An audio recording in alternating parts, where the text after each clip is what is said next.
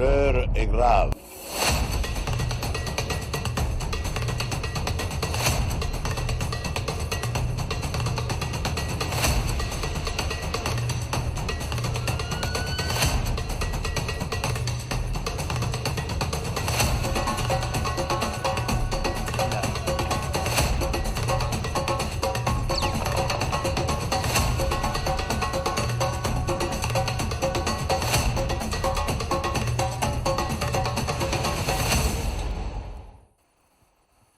Vous informer reste notre devoir. Madame, Messieurs, bonsoir. Bienvenue à vous dans ce journal. Donc voici les principales articulations.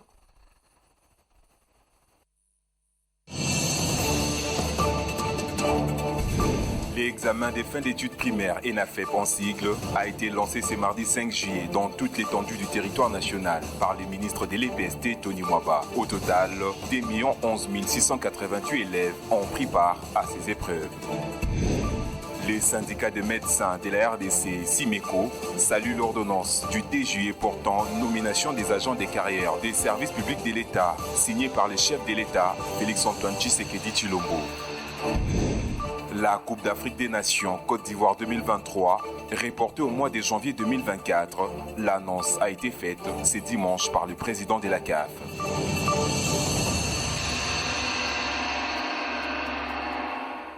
Madame, Messieurs, merci d'être avec nous. Nous avons un invité dans ce journal. Il s'agit du professeur Jean Omeyonga, professeur ordinaire à l'Université Kinshasa. Professeur, bienvenue. Merci beaucoup, madame. Merci d'être avec nous ce soir. Merci. Ensemble, on va commenter l'actualité. On va parler du dossier précisément de l'Est. Je reviens à vous, le temps pour nous de voir ce qui nous réserve l'actualité de ce soir. On va parler du ministre de l'Enseignement primaire, secondaire et technique, Tony Mwaba, qui a procédé au lancement de l'examen national de fin d'études primaires sur toute l'étendue du territoire national ce mardi 5 juillet 2022. Les coups d'envoi étaient donc donnés à partir de Kisangani, dans la province de la Chopo, par le ministre lui-même, et c'était en présence des autorités de toute cette province éducationnelle de la grande province orientale. Le précision dans ce reportage, regardez.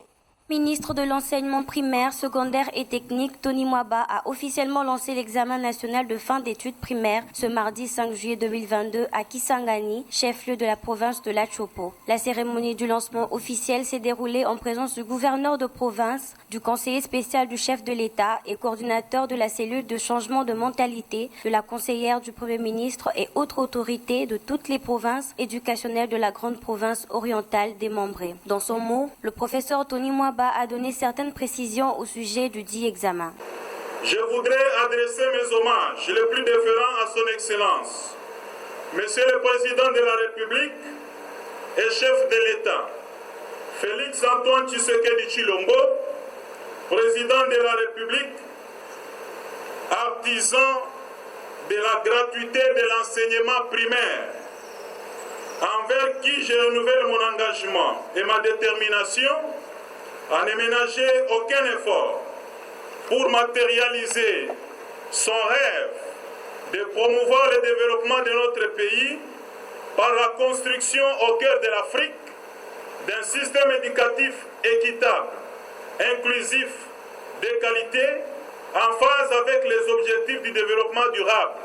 Bref, un système éducatif efficace, efficient et compétitif, parce que bâti selon les standards internationaux.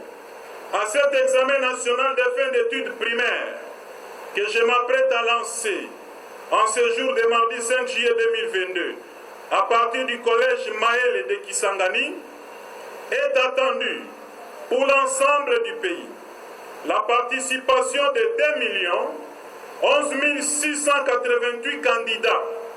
Notons que cela était donc une manière de démontrer que la gratuité de l'enseignement primaire a contribué à remettre beaucoup d'enfants sur le banc de l'école, surtout qu'elle a été élargie par la participation à cette épreuve aux élèves des écoles privées. Eh bien, toujours à ce sujet, nos reporters ont tendu le micro à quelques finalistes qui nous ont livré leurs impressions. On les écoute. L'examen national de fin d'études primaires ENAFEP a démarré ce mardi 5 juillet sur toute l'étendue de la République démocratique du Congo. Le coup d'envoi a été donné à partir de Kisangani, dans la province de la Chopo, par le ministre de l'enseignement primaire, secondaire et technique, le professeur Tony Mwaba Kazadi. Quelques finalistes ont réagi en disant être satisfaites du bon déroulement de cette épreuve. On nous a donné 25 questions et j'ai répondu tout et j'ai remis les papiers et j'ai fini. J'ai réussi seulement. Pour moi, seulement, j'ai envie de passer première secondaire.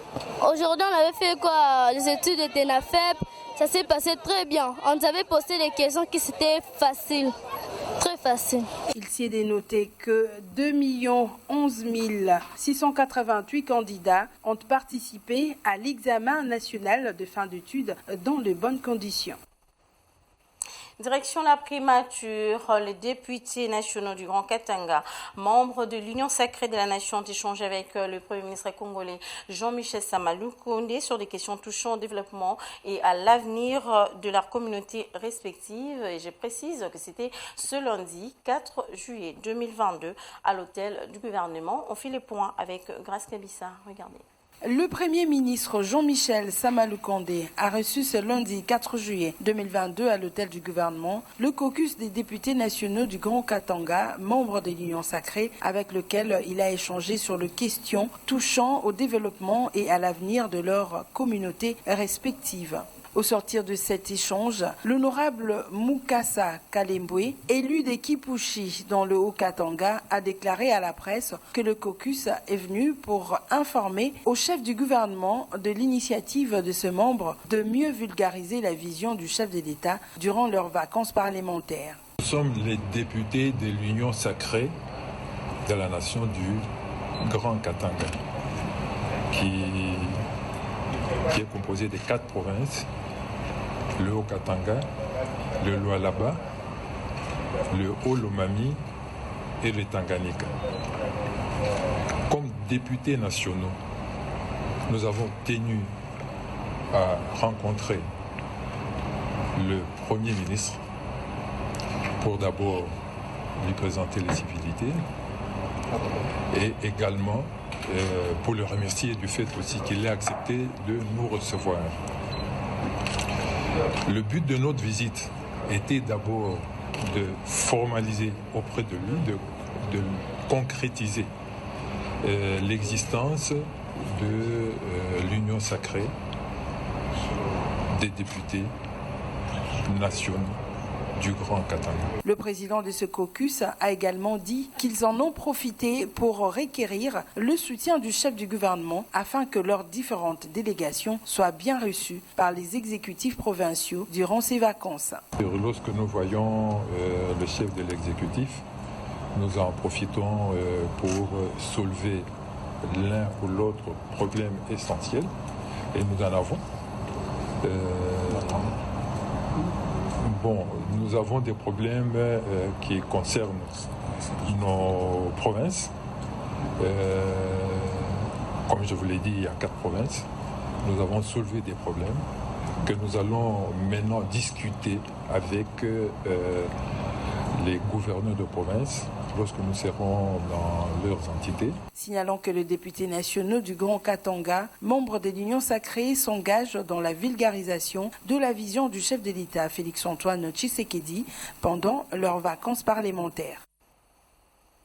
Eh bien, disons que la situation de la guerre de l'Est reste préoccupante. Une question reste posée. Qu'est-ce que le gouvernement congolais doit faire pour sécuriser ses provinces?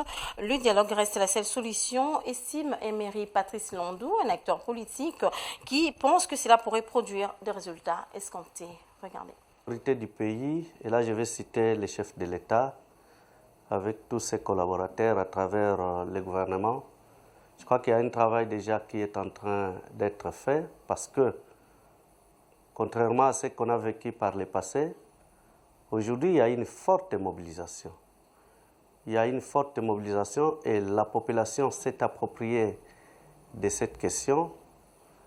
Et les actions qui sont menées au front, les actions militaires, j'allais dire, nous démontrent qu'il y a un travail de fond qui se fait. En fait, aujourd'hui, qu'est-ce qu'il faut conclure? il faut conclure simplement que le peuple congolais a compris la leçon autrefois nous léguée par Mosé Laurent Désiré Kabila, qui disait, je cite, « Cette guerre sera longue et populaire », mais il a invité le peuple congolais à se prendre en charge. Et nous sommes à l'ère de la prise en charge. Madame, nous avons adhéré à un système. Je crois que cette rencontre prévue dans le cadre des États de l'Afrique de l'Est. Et donc nous faisons membre de cette structure-là. Nous ne pouvons pas trop nous éloigner de la logique de l'ensemble des parties prenantes. Du reste, le chef de l'État l'avait dit que la voie diplomatique doit être privilégiée. Et je crois qu'il a raison pour ainsi me répéter. Et compte tenu du fait que nous sommes obligés d'épuiser toutes les voies. Et la meilleure voie reste le dialogue. Alors, professeur Jean Omeyonga, oui, vous êtes notre invité, je reviens à vous. Vous venez de suivre les propos de Emery Patrice Landau, qui parle de la situation de l'Est. Selon vous, en tant que professeur d'université, qu'est-ce que le gouvernement congolais doit faire pour mettre hors d'état de nuire le M23 ? Merci beaucoup, madame. Je pense que c'est une solution proposée par les gouvernants.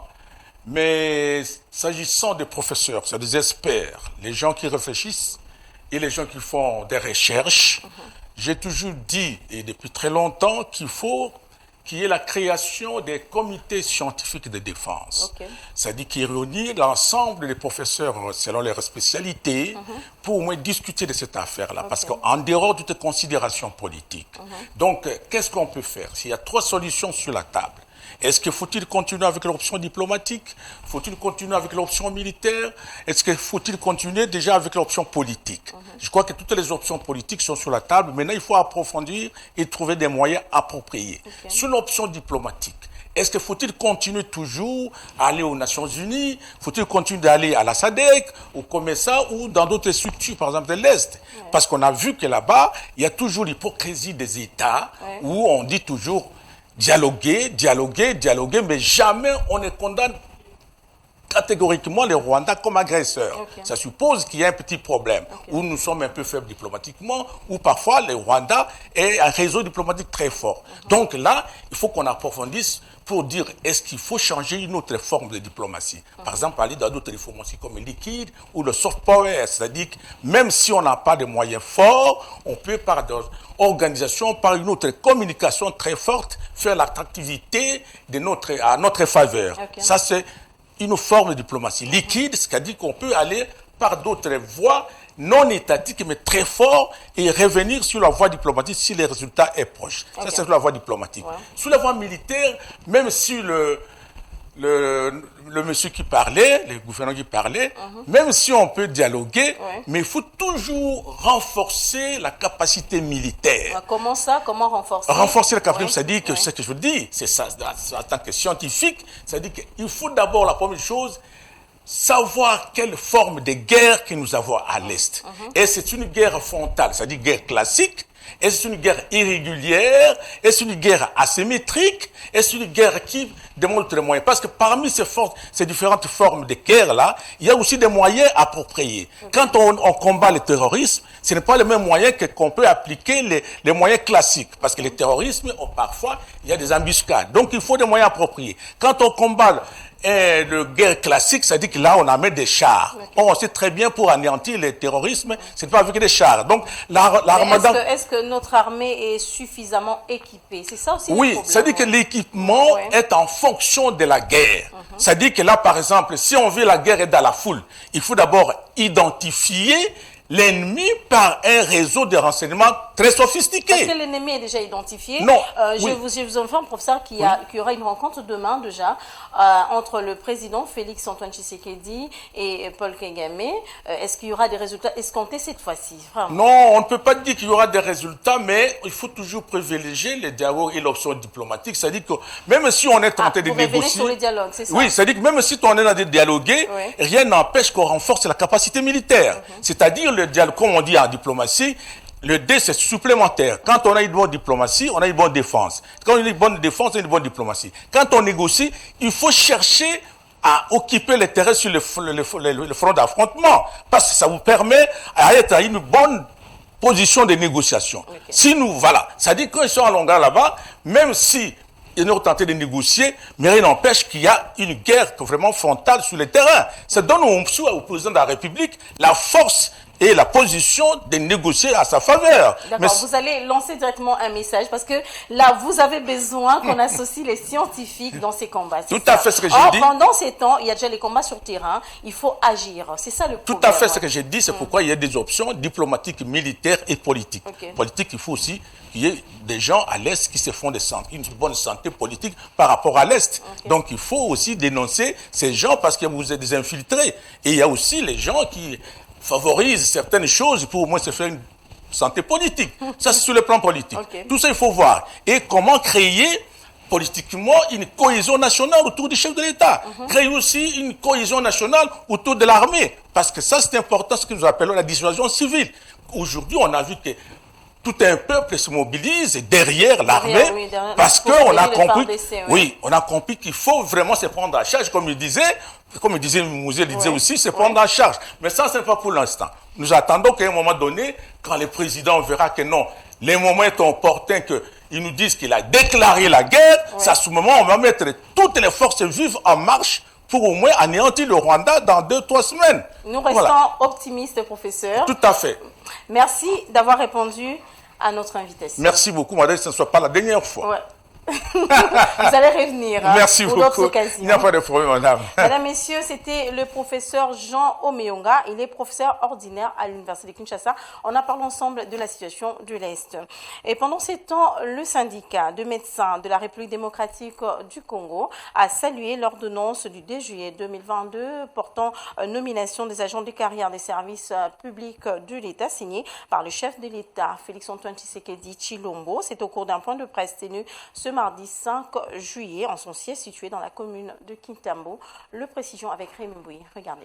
Le syndicat de médecins de la République démocratique du Congo n'est pas concerné par la grève annoncée ce mercredi 6 juillet par les SINAMED. L'annonce a été faite à l'issue d'un point de presse. D'après le secrétaire général Juvenal Mwanda, les SIMECO expriment la joie de la signature le 2 juillet par le chef de l'État de l'ordonnance portant nomination des agents de carrière, des services publics et de l'État au grade et fonctions de médecins. C'est un acte historique pour la corporation médicale de la République démocratique du Congo. Historique, car la dernière promotion au grade de médecin des services publics de l'État remonte à l'année 1993 sous le maréchal président Mobutu Sese Seko. Vous comprenez donc que près de 30 ans après, la promotion au grade a été l'une des revendications reprises en bonne place dans tous les cahiers des charges de médecins des services publics de l'État en général et du SUNECO en particulier. Ensuite, accepter que nous exprimons ici et maintenant, au nom de tous les médecins des services publics de l'État, toute notre gratitude et nos hommages les plus déférents à son Excellence M. Félix-Antoine Tshisekedi, président de la République, chef de l'État, pour cet acte historique qui s'inscrit dans le cadre de la normalisation de la gestion de la carrière des agents du service public de l'État du secteur de la santé publique en général et des médecins en particulier. Par cette ordonnance, le président Félix-Antoine Tshisekedi Tshilombo vient de s'inscrire royalement et en lettres d'or dans les annales de l'histoire inoubliable de la corporation médicale. Concernant la nécessité de sauvegarder et de consolider la paix sociale auprès des médecins des services publics de l'État, les SIMECO saisit l'occasion pour demander ce qui suit. Au gouvernement de la République de faire œuvre utile en tenant tous ses engagements, tant d'ordre administratif que pécuniaire, pris dans le cadre de l'avenant à l'accord du 3 août 2021, récemment conclu au village Vénus de Vivre. À tous les médecins des services de l'État de rester sereins, mobilisés et vigilants, de préserver les acquis de notre combat syndical et de continuer à nous faire confiance pour les résultats attendus. Tertio, enfin, le SIMECO réaffirme sa détermination à continuer à être un syndicat éthique, porteur de vraies valeurs qui font la noblesse de la corporation médicale et agissant avec intelligence et responsabilité dans une approche de vérité, de réalisme et d'objectivité. Rappelons que le SIMECO réaffirme sa détermination de continuer à être un syndicat éthique porteur de vraies valeurs. Le centre chrétien Emmaüs a clôturé ce dimanche 3 juillet 2022 les 7 jours des prières intenses placés sous le thème « Toute malédiction sans cause n'a point d'effet ». C'était dans l'enceinte de cette église située dans la commune de Limété. Le compte rendu avec Rémi Mbouye. Regardez. C'était à l'occasion de la clôture des 7 jours de prière organisée par la servante de Dieu Petroni Mukandi, placée sous le thème « La malédiction sans cause n'a point d'effet », que les fidèles du centre chrétien Emmaüs ont été appelés à des jeûnes et prières pour sortir de la malédiction.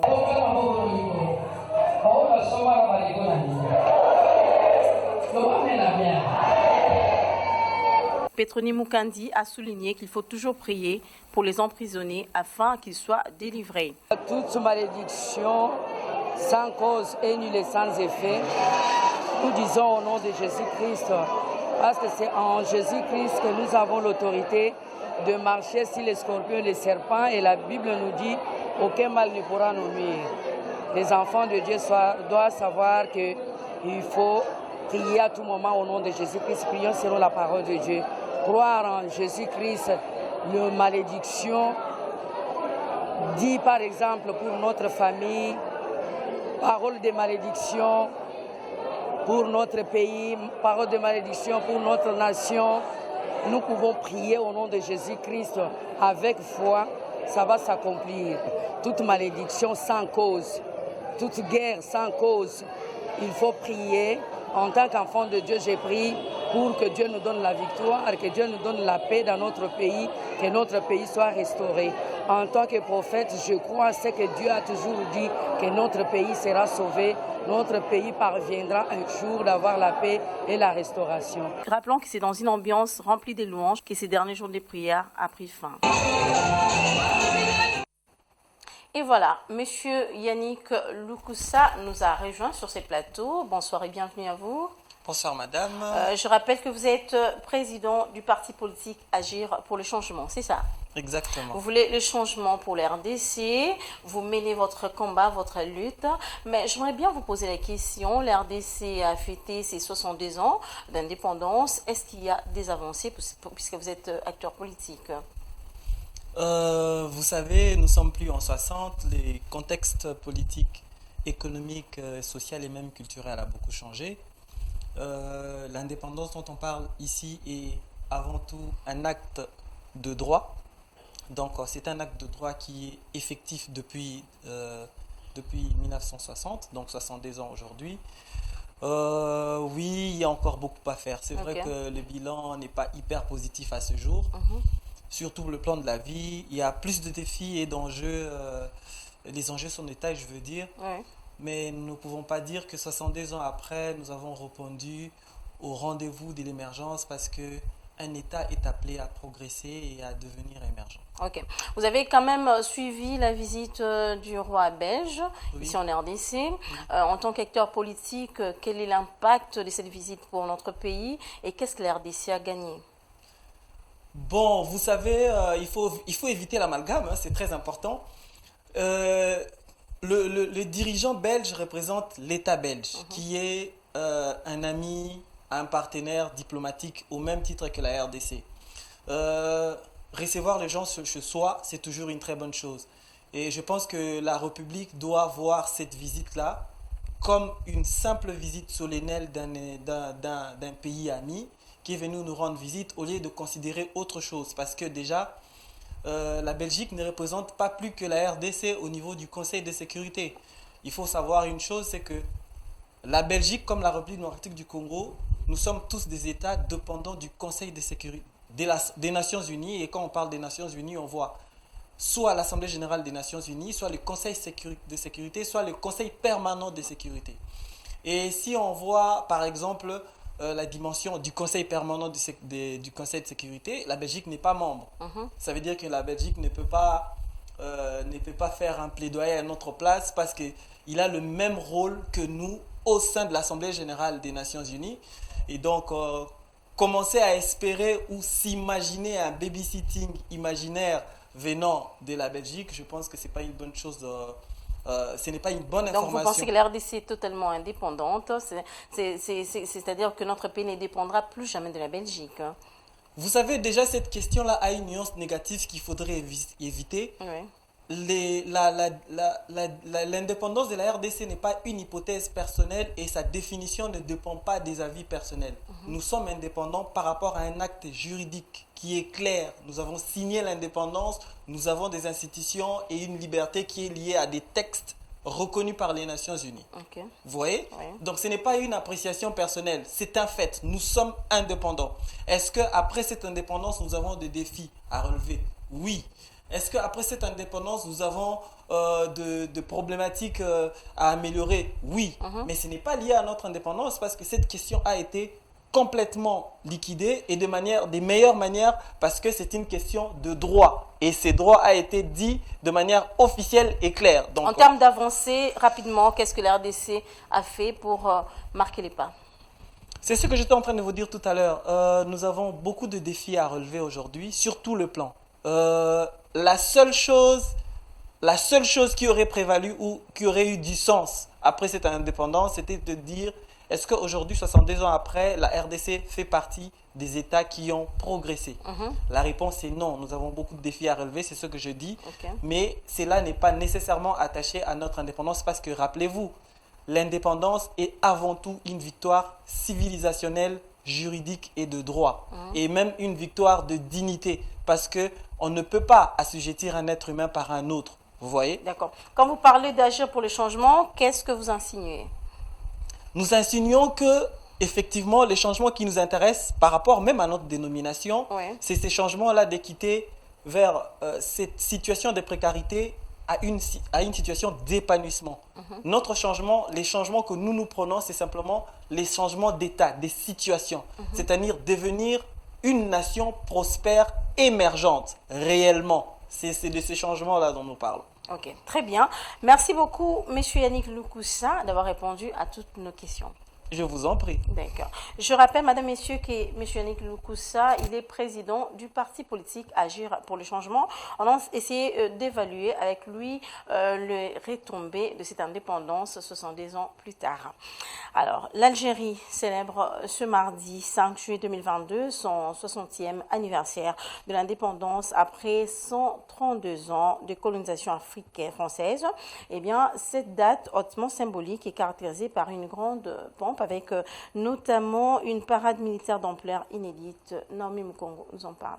L'Algérie célèbre ce mardi 5 juillet le 60e anniversaire de son indépendance après 132 ans de colonisation française. Une célébration en grande pompe avec en point d'orgue une imposante parade militaire de la capitale afin de marquer cet événement. Signe de l'importance que revêt l'occasion pour le pouvoir, un logo spécial de forme circulaire et orné de 60 étoiles a été conçu pour marquer l'anniversaire avec comme slogan une histoire glorieuse et une ère nouvelle. Pour la petite histoire, après quasiment 8 ans de guerre entre les insurgés algériens et l'armée française, les armes se sont tues le 18 mars 1962 au terme des accords historiques d'Évian, ouvrant la voie à la proclamation d'indépendance de l'Algérie le 5 juillet de la même année, approuvé quelques jours plus tôt par 99,72% de voix lors d'un référendum d'autodétermination. L'Algérie est la seule ancienne colonie française d'Afrique dans les années 60 à s'affranchir par les armes de la tutelle de la France. Notons que cette victoire arrachée au terme de 7 ans et demi de guerre a fait des centaines de milliers de morts dont la mémoire demeure un sujet de tension entre la France et son ancienne colonie. Bien que le président français Emmanuel Macron, qui, depuis son élection, s'efforce d'apaiser les mémoires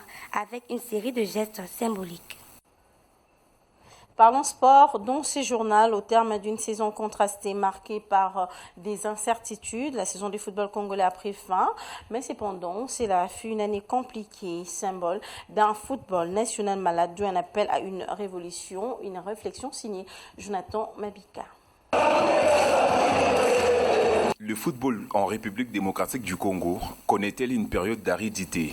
Après une année catastrophique marquée par des incertitudes, rien ne semble évoluer, tant sur les clubs jusqu'à l'ensemble de l'organe fessière du football congolais. Plusieurs mois se sont déjà passés après l'humiliation subie au Maroc, lors des barrages de la Coupe du Monde au Qatar. En plus de cela, 2 défaites concédées aux éliminatoires de la prochaine Coupe d'Afrique des Nations face à des équipes jouables qui a notamment coûté la place au sélectionneur national Hector Cooper. L'équipe nationale de la RDC marche à pas des tortues dans une stérilité contrastée. Si les pères va mal, on n'en entend pas mieux du fils. Le championnat national est de son côté malade, une saison marquée par une pause de 3 mois pour finalement s'arrêter dans sa phase aller. Conséquence, des clubs en embuscade lors de la Coupe africaine de la CAF. Seul Mazembe a fait mieux avec une demi-finale de la Coupe de la CAF battue par la Renaissance sportive de Berkane. Tout cela est le résultat d'une gestion désastreuse au sein des organisations. Alors que la cérémonie des remises des trophées CAF Awards fera son retour le 21 juillet prochain à Rabat, la Confédération africaine de football a dévoilé une liste de 30 noms pour les titres de joueurs africains de l'année, ainsi que pour le prétendant au trophée de meilleur joueur des compétitions interclubs de la CAF. Seul Florent Ibenge, vainqueur de la Coupe des Confédérations avec Berkane, et les tout-puissants Mazembe sont le représentant congolais de l'édition 2022, symbole d'un football moribond. Récemment, le ministre des Sports et Loisirs, Serge Condé, avait alors présenté au cours de la 60e réunion du Conseil des ministres les rapports sur l'état d'avancement des travaux préparatoires des États généraux des sports et loisirs, notamment sur les contre-performances sportives enregistrées ces derniers temps dans le domaine du football, afin de dégager le vrai problème et envisager les solutions idoines. Alors, à quand la révolution? Une chose est sûre, le football congolais est sèchement dans une période de transition. Madame, Messieurs, ce journal est terminé, mais avant de nous séparer, le rappel de titre.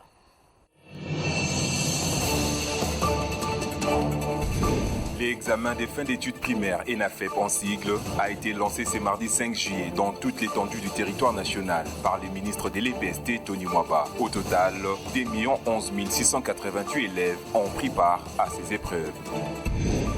Les syndicats de médecins de la RDC, SIMECO, saluent l'ordonnance du 2 juillet portant nomination des agents des carrières des services publics de l'État, signée par le chef de l'État, Félix-Antoine Tshisekedi Tshilombo.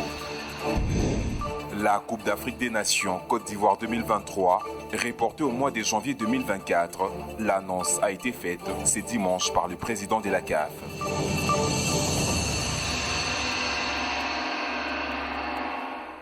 Ce journal a été coordonné par Bénédicte Moni. Madame, Messieurs, merci à vous tous qui nous suivez de partout grâce à CS Télévision. À très bientôt, restez avec nous. Mes chers compatriotes, l'heure est grave.